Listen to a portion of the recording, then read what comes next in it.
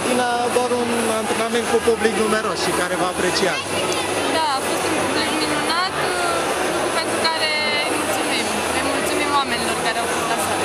A fost un sezon greu, se știe deja că sunteți campioane, mai aveți chef de handbal? Asta ne e meseria și chef avem tot timpul de handbal, dar e normal să fie și la noi oboseală, s-a acumulat oboseală, am avut un sezon greu. Și atunci când nu ai rezultatele pe care le aștepți, ești oarecum dezamăgit și e mai greu acum spre final de sezon. Ne-am fi dorit să fim mai sus, dar îi mulțumim lui Dumnezeu că suntem sănătoase și mergem mai departe. Și poate să fi avut și voi o zi liberă, având în vedere că e 1 mai și ca tot românul... Suntem obișnuite, la noi nu prea există sărbători și vacanțe, astea sunt mai rare. Urmează turneul preolimpic, primul meci cu Franța. Contează vreun fel, programarea sau... Nu contează în niciun fel. Doresc să... E foarte greu, părerea mea este că suntem într-o grupă foarte grea, dar noi sperăm să facem un rezultat frumos acolo, o să luptăm cât o să putem.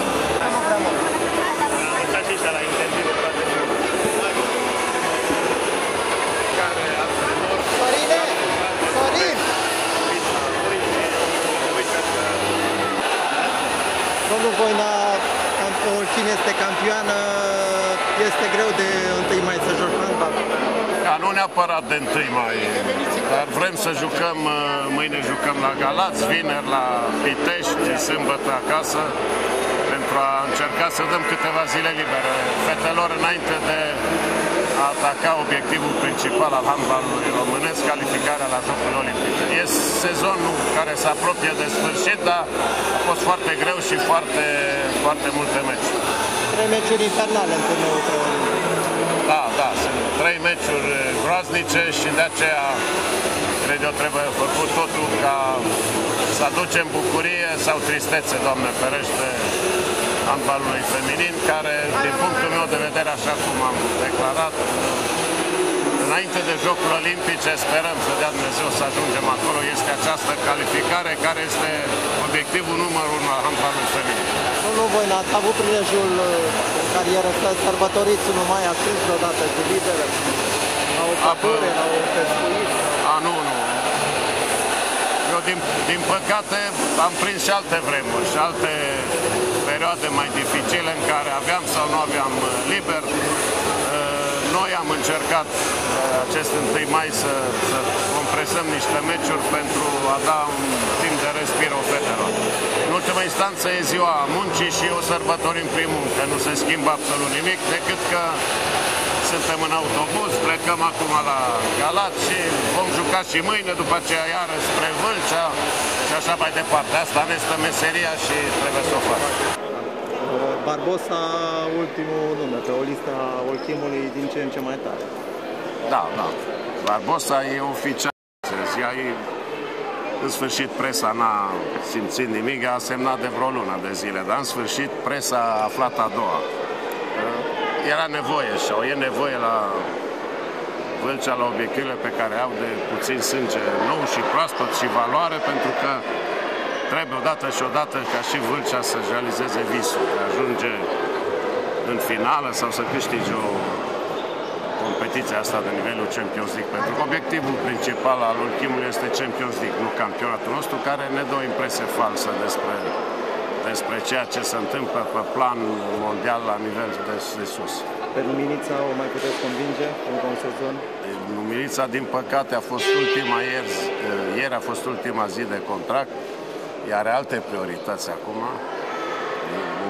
O prioritate importantă în viața ei de toate zile. Are o fetiță deosebită, probabil cu un băiat ar fi nemaipomenit, și ca să faci asta trebuie să stai pe acasă. Și probabil și-a ales o perioadă în care trebuie să își realizeze visul ei, pe care nu îl putem decât să-i dorim tot ce... Vrea și un băiețel. Probabil vrea un băiețel, dar e mai greu de făcut un cuplu. Cei care au un cuplu poate să dea sfaturi. Mulțumim frumos, domnule. O sărbătoare de 1 mai să joci cu Olchimul. Da, este adevărat. Toată lumea a zis că o să ne scoată din sală cu golurile ei. Probabil s-au gândit că e 1 mai și au fost mai liniștiți. Lăsând gluma la o parte, jocul pe ansamblu a fost un joc plăcut, după părerea mea. Cred că am arătat și noi că știm puțin handbal și merităm să rămânem în ligă, cu toate că liga încă nu s-a terminat. Mai avem de luptat încă 2 etape, care zic eu că vor fi foarte fierbinți prin prisma rezultatelor indirecte.